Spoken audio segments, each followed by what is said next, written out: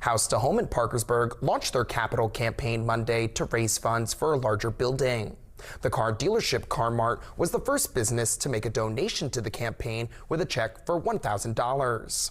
Executive Director of the Day Shelter, Steve Beliski, says the new building would expand the shelter's ability to truly take care of the community. Beliski says our unhoused neighbors often struggle with the ability or the desire to seek medical or recovery help. Being able to provide those services right at the shelter would open up a world of possibilities.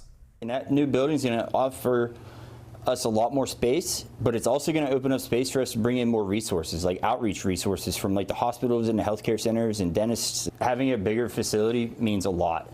We're going to be able to expand our services. We're going to be able to make a bigger impact.